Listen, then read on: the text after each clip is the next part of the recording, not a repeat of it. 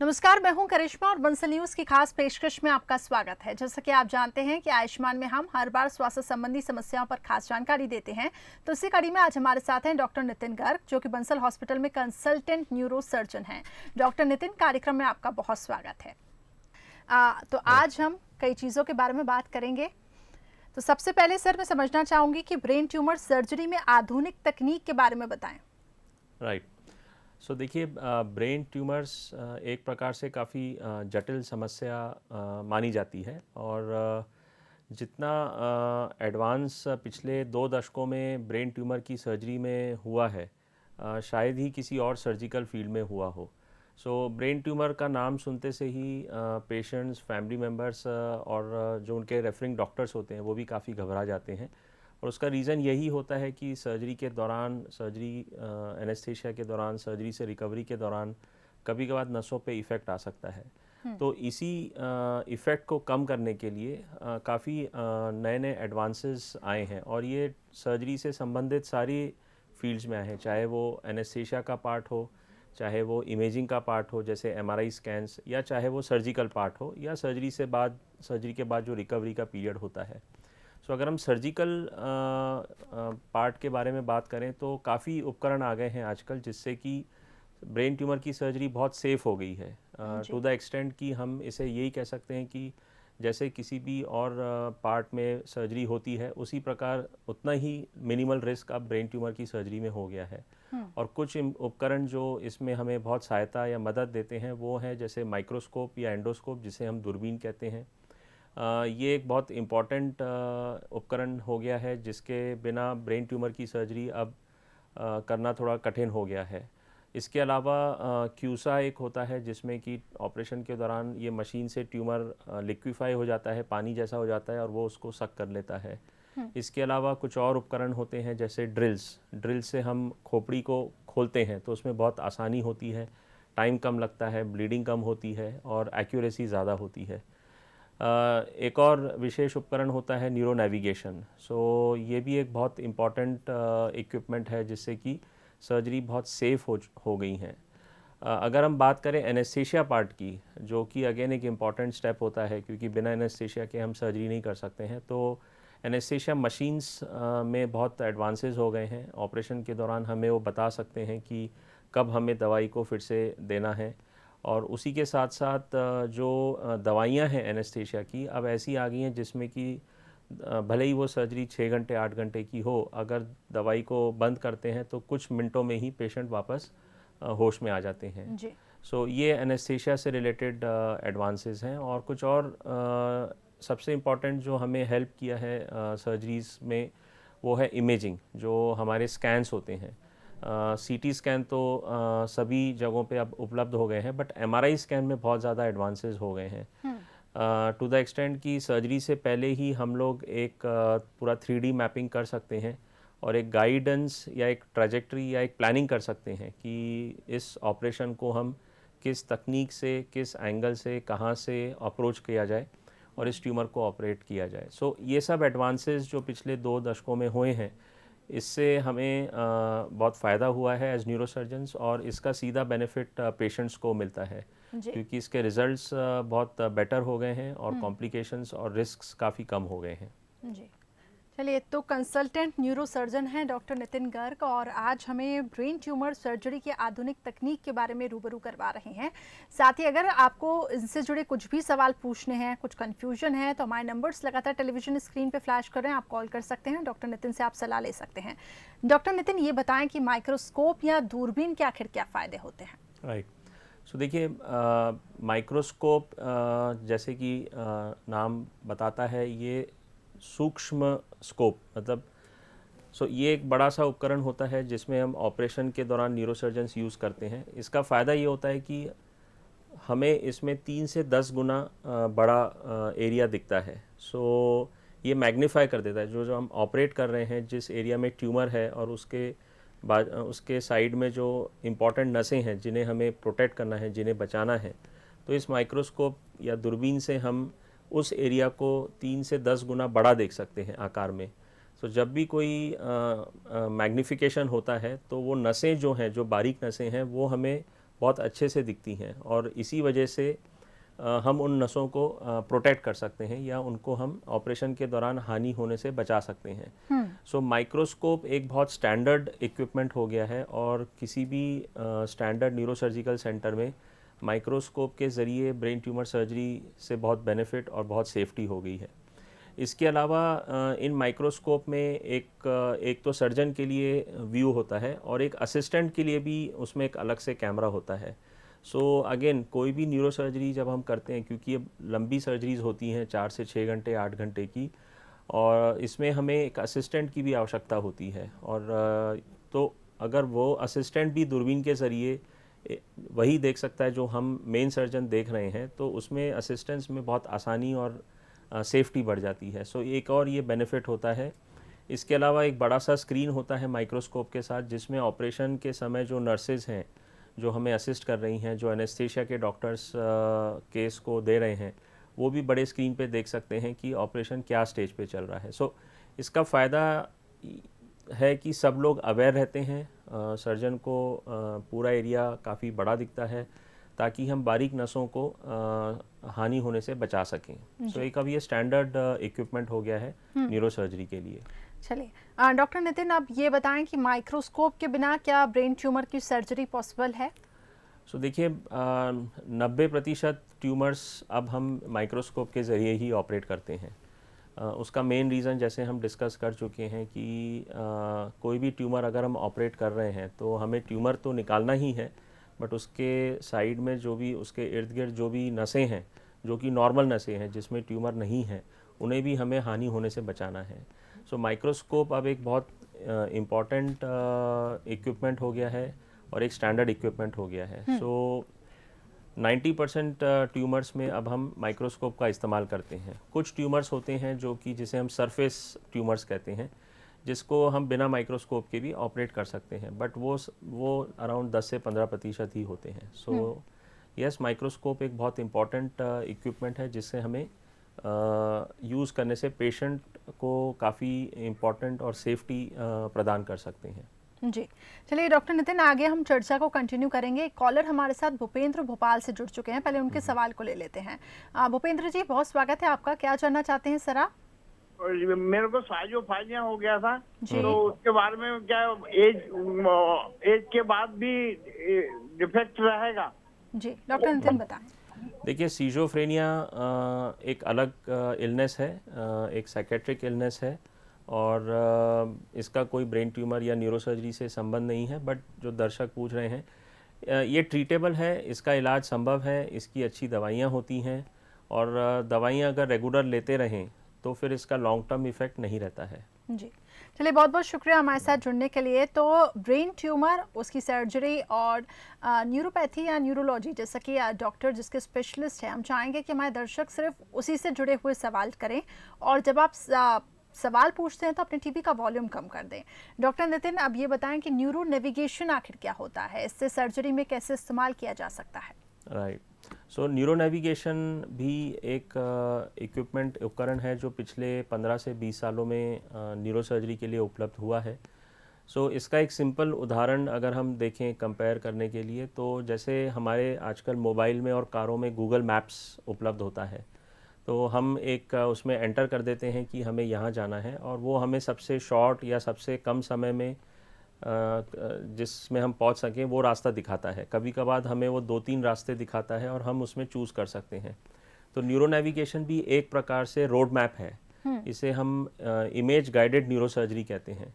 सो इसमें क्या करते हैं, हम ऑपरेशन से पहले, एक दिन पहले जो भी MRI और CT स्कैन होता है पेशेंट का, उसे हम इसमें फीड कर देते हैं। इसमें भी एक प्रकार का कंप्यूटर होता है जो कि डेडिकेटेड इसी के लिए इस्तेमाल होता है जी।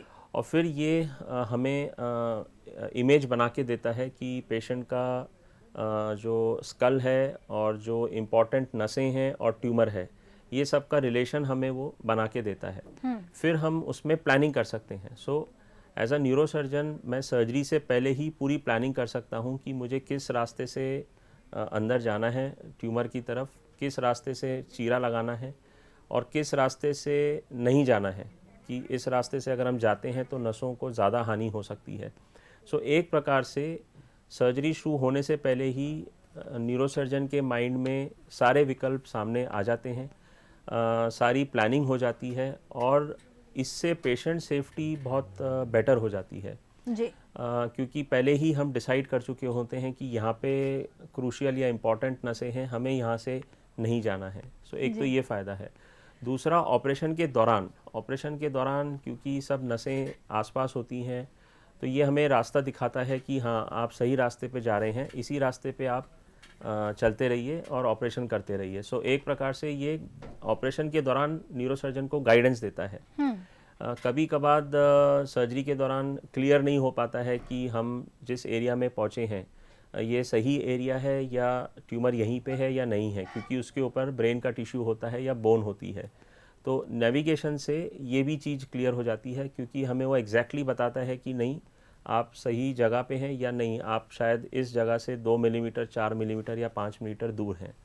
सो ये एक बहुत इम्पॉर्टेंट इक्विपमेंट हो गया है और इससे हम लोग सर्जरीज़ को बहुत सेफली परफॉर्म कर सकते हैं और इससे रिज़ल्ट्स काफ़ी बेटर हो गए हैं। जी। और एक लास्ट चीज़ इसमें जो फ़ायदा हुआ है वो है कि जब हम बिना नेविगेशन के अगर हम सर्जरी करते हैं तो जब हम ऑपरेट करते हैं तो जो खोपड़ी में ओपनिंग करते हैं वो थोड़ी बड़ी होती है, बट नेविगेशन से इसके इस्तेमाल करने से हम उसको ओपनिंग को एकदम प्रिसाइज या एग्जैक्ट नाप की हम ओपनिंग कर सकते हैं। तो ये साइज़ में छोटी होती है, ब्लड लॉस कम होता है, पेशेंट के रिकवरी जल्दी होती है और वूंड की हीलिंग भी अच्छी होती है। सो इस प्रकार से नेविगेशन के कई फ़ायदे हैं जो न्यूरोसर्जरी के दौरान। चलिए, डॉक्टर नितिन, एक कॉलर हमारे साथ विकास जुड़ चुके हैं। जी विकास जी, आप अपना सवाल कर सकते हैं। जी सर, गुड आफ्टरनून सर। हाँ, नमस्कार। सर, मेरा बेटा 12 साल का है, उसके पेट में, स्टमक में हार्निया बताया और उसी विषय में जानकारी चाहिए साहब का, जो बोलने का तरीका है उसे समझ में आया। जी जी। नहीं, देखिए, मैं न्यूरोसर्जन हूँ और जो आप बात कर रहे हैं पेट में हर्निया, तो आपको गैस्ट्रो स्पेशलिस्ट को दिखाना होगा। चलिए, बहुत बहुत शुक्रिया विकास जी हमारे साथ जुड़ने के लिए। अपने दर्शकों से एक बार फिर से हम रिक्वेस्ट करना चाहेंगे, doctor Nitin Garg neuro specialist हैं, इसलिए सिर्फ इससे जुड़े ही आप सवाल कर सकते हैं। और आज का हमारा जो मुख्य चर्चा का विषय है वो है ब्रेन कैंसर, ब्रेन सर्जरी, इससे जुड़ी हम बातें कर रहे हैं। अगर आपको इससे जुड़ी कोई दिक्कतें आती हैं तो आप हमारे कार्यक्रम में कॉल करके सवाल पूछ सकते हैं। डॉक्टर नितिन, अब आगे बढ़ते हैं। क्या ऑपरेशन के दौरान सोनोग्राफी करते हैं, इसका आखिर क्या लाभ रहता है, आखिर क्यों किया जाता है ऐसा? राइट। सो अगेन, जैसे कि हम डिस्कस करते आए हैं कि मेन उद्देश्य किसी भी ब्रेन ट्यूमर सर्जरी का होता है, एक कि ट्यूमर पूरा निकल जाए, बट मोर इम्पॉर्टेंट कि ट्यूमर सेफली निकल जाए। जो नॉर्मल नसें हैं ट्यूमर के इर्द गिर्द, उनको हानि ना हो। अब सर्जरी के दौरान काफ़ी बार ऐसा सामने सिचुएशन आती है कि ट्यूमर और नॉर्मल नसों के बीच में अंतर करना थोड़ा डिफ़िकल्ट हो जाता है, क्योंकि ट्यूमर की जो कंसिस्टेंसी होती है, जो उसका फील होती है, वो क्लियर नहीं होता है कि ये नर्व्स हैं, नॉर्मल नसें हैं या ट्यूमर है। तो इसमें फिर हम लोग सोनोग्राफी का इस्तेमाल करते हैं। सो ये भी एक प्रकार से काफ़ी नया डेवलपमेंट है। सोनोग्राफी वैसे तो बहुत सालों से रेडियोलॉजी की इन्वेस्टिगेशन है जो कि यूज़ होती है वेरियस रीजंस के लिए, बट न्यूरोसर्जरी के दौरान सोनोग्राफी का इस्तेमाल हाल ही में शुरू हुआ है। सो इससे भी एक प्रकार से, जैसे हम नेविगेशन में हमें वो गाइडेंस देता है, सोनोग्राफी भी हमें ऑपरेशन के दौरान ब्रेन के ऊपर हम सोनोग्राफी करके एग्जैक्टली देख सकते हैं कि हाँ, ट्यूमर इसी एरिया में है। इसी रास्ते से अगर हम ऑपरेशन करते हैं तो हम ट्यूमर तक पहुंच सकते हैं। और ट्यूमर ऑपरेशन करने के बाद जब एंड में हम सोनोग्राफी इस्तेमाल करते हैं तो हम क्लियरली देख सकते हैं कि हाँ, पूरा ट्यूमर निकल गया है। अगर कुछ ट्यूमर बचता है तो सोनोग्राफी वो तुरंत दिखा देता है, तो उसी समय फिर हम जो बचा हुआ ट्यूमर है उसको ऑपरेशन करके निकाल सकते हैं। सो ये रियल टाइम इमेजिंग है कि ऑपरेशन के दौरान हमें सोनोग्राफी के ज़रिए एग्जैक्ट सिचुएशन क्या है ट्यूमर की, कितना ट्यूमर बच गया है, कितना निकल गया है, ये हमें पता चलता है। सो ये बहुत बेनिफिशियल होता है न्यूरोसर्जन्स के लिए, क्योंकि अगर कोई ट्यूमर बच जाता है और जो हम बाद में स्कैन करके देखते हैं तो फिर हमें फिर से ऑपरेशन करके उसको निकालना होता है। तो हम 2 सर्जरीज से बच सकते हैं। ट्यूमर एडिक्वेटली निकाल सकते हैं और सेफ्टी भी इसमें बढ़ जाती है। जी, चलिए कॉलर हमारे साथ आशा गुना से जुड़ चुकी हैं। जी आशा जी, बहुत स्वागत है आपका, आप सवाल कर सकते हैं डॉक्टर से। आशा जी, आप तक मेरी आवाज़ पहुंच पा रही है? चलिए, लगता है उनकी आवाज़ नहीं मिल पा रही है हमें। सुनीता हमारे साथ एक और कॉलर जुड़ी हैं। जी सुनीता जी, आप अपना सवाल करें। मैडम सर, डॉक्टर साहब, मेरे हस्बैंड को कैंसर है। हेलो जी जी, आप अपनी बात रखें। मेरे हस्बैंड को कैंसर है। उनको पहले किडनी में हुई, शुरू में किडनी में हुआ और उसके बाद लंग्स तक आया, उसके बाद अभी ब्रेन में है। जी, अभी क्या जानना चाहती हैं? ब्रेन के लिए क्या करना पड़ेगा? जी राइट। सो अगर कहीं भी किसी और अंग से कैंसर ब्रेन में फैलता है, सो उसके ट्रीटमेंट के 3 मुख्य स्टेप्स होते हैं। पहला कि ये पता लगाना कि वो कैंसर शरीर में किस अंग में फैला हुआ है, तो वो आपके जो कैंसर स्पेशलिस्ट हैं वो जांच करके पता लगा सकते हैं। दूसरा कि उस कैंसर का कीमोथेरेपी जो है वो कंटिन्यू करना है, उसमें भी कीमोथेरेपी या इम्यूनोथेरेपी होती है। जहाँ तक ब्रेन से संबंधित है, अगर वो जो एमआरआई करके हम देखते हैं कि उसका साइज़ क्या है, अगर वो छोटा है या बहुत सारे हैं तो उसको सिकाई से जलाया जाता है। बट अगर वो एक है और बड़ा है तो उसको हम ऑपरेशन करके निकालते हैं और फिर उसके बाद उसको सिकाई या रेडियोथेरेपी देते हैं। सो ये थोड़ा सा डिसीजन आपको आपके कैंसर स्पेशलिस्ट के साथ और आपके न्यूरोसर्जन के साथ बैठ के लेना होगा। जी, चलिए बहुत बहुत शुक्रिया डॉक्टर सुनीता हमारे साथ जुड़ने के लिए। डॉक्टर नितिन, आगे बढ़ते हैं। ऑपरेशन के बाद आखिर क्या परेशानी आ सकती है और इनको कैसे कम किया जा सकता है, ये बताएं। राइट। सो सबसे ज़्यादा जो पेशेंट्स और उनकी फैमिली डरते हैं, वो यही डर रहता है कि क्या ऑपरेशन के बाद 2-3 सवाल कॉमनली पूछे जाते हैं कि मेमोरी लॉस तो नहीं होगा, दूसरा कि कोई पार्ट में लकवा तो नहीं हो जाएगा, और तीसरा कि बोलने की शक्ति कैसी रहेगी। सो अगर हम तीनों चीज़ों को देखें तो सब चीज़ें जो नॉर्मल नस हैं जो ब्रेन ट्यूमर के सराउंड में या इर्द गिर्द होती हैं, उस पर इफ़ेक्ट आने की वजह से हो सकती हैं। तो इसी को कम करने के लिए हम इन सब उपकरणों को इस्तेमाल करते हैं, जैसे माइक्रोस्कोप या दूरबीन, नेविगेशन, सोनोग्राफी। कभी कभार इन सब उपकरणों के बावजूद कुछ प्रतिशत पेशेंट में ये इफ़ेक्ट आ सकता है। तो इम्पॉर्टेंट चीज़ ये है कि जनरली ये इफ़ेक्ट जो होता है ये बहुत टेम्पररी होता है या कुछ ही समय के लिए रहता है और धीरे धीरे कुछ हफ्तों में इसकी रिकवरी हो जाती है। सो इसके लिए ऑपरेशन के बाद हमें फिजियोथेरेपी पे बहुत ध्यान देना होता है, दवाइयों पे ध्यान देना होता है और स्कैन्स करके हमें देखना होता है कि नसों में क्या स्टेटस है, क्या प्रोग्रेस है। सो इसमें कांस्टेंट फॉलोअप करना बहुत ज़रूरी होता है। सो ज़्यादातर पेशेंट्स में अच्छे एफर्ट्स, फिजियोथेरेपी, दवाइयों से इसमें अच्छी रिकवरी मिल जाती है। चलिए, एक कॉलर हमारे साथ दिनेश जुड़ चुके हैं विदिशा से। जी दिनेश जी, आप अपना सवाल कर सकते हैं। दिनेश जी, सबसे पहले तो अपने टीवी का वॉल्यूम कम कर दें और उसके बाद आप डॉक्टर से सवाल करें। हाँ सर, नमस्ते। नमस्कार सर, मेरे को जीवीएस हो गया था। ओके। सो आज शायद हमारे दर्शक अलग अलग बीमारियों से, जीबीएस एक कंडीशन है, गुलन-बारी सिंड्रोम। अगेन ये नसों में कमज़ोरी आने की वजह से है, ट्यूमर से संबंधित नहीं है। ये बहुत कॉमन होती है और ये काफ़ी बार वायरल इन्फेक्शन के बाद हो जाती है। इसका ट्रीटमेंट संभव है। मेरा सजेशन यही है कि इसमें आप एक बार सब रिपोर्ट्स लेके न्यूरोफिजिशियन से मिलें और फिर उसके बारे में चर्चा कर सकते हैं। चलिए, तो आज हम न्यूरो सर्जरी को लेकर बातचीत कर रहे हैं। हम लगातार देख रहे हैं कि हमारे दर्शक अलग अलग विषयों पर कॉल कर रहे हैं, लेकिन आपसे फिर से एक बार दरख्वास्त है कि जिस विषय पे आज बात हो रही है आप उसी से जुड़े हुए सवाल पूछें। डॉक्टर नितिन, ये बताएं कि एनेस्थीसिया का आखिर क्या रोल रहता है इस सर्जरी में? राइट। देखिए, एनेस्थीसिया एक बहुत इम्पॉर्टेंट स्टेप है, क्योंकि बिना बेहोशी या बिना सुन करे हम ऑपरेशन नहीं कर सकते हैं। एनेस्थीसिया में सबसे इम्पॉर्टेंट बेनिफिट ये हुआ है कि जब भी हमारी न्यूरोसर्जरी की ऑपरेशंस होते हैं, ये काफ़ी लंबे ऑपरेशंस होते हैं। पहले ऐसा होता था कि ऑपरेशन के बाद पेशेंट को 1-2 दिन हम वेंटिलेटर पे रखते थे, क्योंकि ये दवाइयों का असर, इतने लंबे ऑपरेशन में उन दवाइयों का असर वापस आने में काफ़ी समय लगता था, काफ़ी घंटे लग जाते थे। अब जो नई दवाइयाँ आई हैं इसमें इतना टाइम इसका फिक्स्ड रहता है कि जैसे ये दवाइयों को बंद किया जाए, जैसे ऑपरेशन जब ख़त्म हो रहा हो तो हम अपने एनेस्थेटिस्ट को बता देते हैं आधे घंटे पहले कि अब इतनी देर में ऑपरेशन ख़त्म हो रहा है। सो ये दवाइयों को बंद करते से ही 15 से 20 मिनट या आधे घंटे में पेशेंट वापस होश में आ जाते हैं, चाहे वो 4 घंटे का हो ऑपरेशन, 6 घंटे का हो या उससे भी लंबा हो।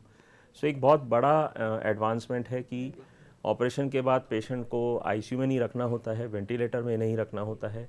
एनेस्थेशिया से रिकवरी काफ़ी फास्ट होती है और उसी वजह से उसके जो अदर कॉम्प्लिकेशंस हैं वो काफ़ी कम हो जाते हैं। सो एक तो ये बेनिफिट होता है। दूसरा, मशीनें बहुत एडवांस आ गई हैं ताकि ऑपरेशन के दौरान अगर प्रेशर्स में कुछ चेंजेस हो रहे हैं तो ये इतनी सेंसिटिव हैं मशीनें, इसके अंदर सेंसर्स इतने अच्छे होते हैं कि वो तुरंत हमें गाइड कर देते हैं। सो उससे जी। भी हमें काफ़ी हेल्प मिलती है ऑपरेशन के दौरान। जी और तीसरा, डॉक्टर हाँ, जी बिल्कुल, sorry, आप अपनी बात करें पूरी। हाँ, तीसरा इसमें होता है, अब हम जो इम्पॉर्टेंट कुछ एरियाज़ होते हैं ब्रेन के, स्पेशली जैसे बोलने के सेंटर के पास या हाथ पैर कंट्रोल करने के सेंटर के पास, तो उन ट्यूमर्स को हम बिना बेहोशी के सिर्फ मस्तिष्क एरिया को सुन करके ऑपरेशन कर सकते हैं। सो एक बहुत मेजर बेनिफिट है जहाँ पे ये सुविधाएं होती हैं, जिसे हम अवेक क्रेनियोटॉमी कहते हैं। तो इसका फ़ायदा ये होता है कि ऑपरेशन के दौरान हम पेशेंट की टेस्टिंग कर सकते हैं, पेशेंट हमसे बात करते हैं और हम ट्यूमर को सेफली निकाल सकते हैं। सो इसीलिए एनेस्थेशिया का एक बहुत इंपॉर्टेंट रोल है ब्रेन ट्यूमर सर्जरी में। जी डॉक्टर नितिन, थोड़ी समय की कमी है, मैं चाहूँगी कि संक्षिप्त में आप कुछ मैसेज हमारे दर्शकों को देना चाहें, और खासतौर से इस समय जो कि कोरोना काल भी चल रहा है, ऐसे में बहुत सारे दर्शक ऐसे हैं जो हॉस्पिटल जाने से भी कतरा रहे हैं, और अगर ब्रेन में कुछ इंपॉर्टेंट इशू है, कुछ ऐसी बीमारी है, लेकिन इस वजह से भी वो हॉस्पिटल नहीं जा रहे हैं, आप क्या संदेश उनको देंगे? मेरा यही संदेश है कि आप अपने न्यूरोसर्जन्स के साथ डिस्कस करें कि कितना अर्जेंट है या इसको कितना समय आगे टाला जा सकता है। देखिए, कोरोना अब हमारे साथ थोड़े समय तो रहेगा, ऐसा नहीं है कि 1 या 2 दिन में ख़त्म हो जाए। सो ब्रेन ट्यूमर्स में हमारी सलाह ये रहती है कि इसको ज़्यादा डिले ना किया जाए। दूसरा, आजकल अस्पतालों ने इतने महीनों में इसको जूझते हुए अब एक गाइडलाइन या प्रोटोकॉल बना लिया है, SOP बना लिया है, जहाँ पे हम इन सब पेशेंट्स की सर्जरी सेफली कर सकते हैं कोविड के समय। और तीसरा कि इन सर्जरी से आप घबराएं ना, आजकल टेक्निक्स और उपकरण बहुत आधुनिक उपलब्ध हो गए हैं और हमारे शहर में भी उपलब्ध हैं और हम सेफली इसको टैकल कर सकते हैं। और लास्टली मैं यही बताना चाहूँगा कि काफ़ी बार हमारे दर्शकों को लगता है कि दिल्ली बॉम्बे जाके हम इसका ट्रीटमेंट कराएं, बट देखिए सारे फैसिलिटीज़ आपके खुद के शहर में हैं। कोरोना के समय सबसे सेफ़ यही है कि आप अपने एरिया में रह के, अपने शहर में रह के इलाज कराएं, सही समय पर इलाज कराएं और टाइमली इसको ट्रीट करें, तो इसके रिजल्ट्स बहुत अच्छे रहते हैं। जी, बहुत बहुत शुक्रिया डॉक्टर नितिन हमारे साथ जुड़ने के लिए, आपने बहुत इंपॉर्टेंट इन्फॉर्मेशन हमारे दर्शकों के साथ शेयर की है। नमस्कार। तो इसी के साथ हमारी खास पेशकश में फिलहाल इतना ही। कल फिर हाजिर होंगे हम एक नई स्वास्थ्य संबंधी समस्या को लेकर, साथ ही आपको बताएंगे उसके उपाय। फिलहाल मुझे दीजिए इजाजत, नमस्कार।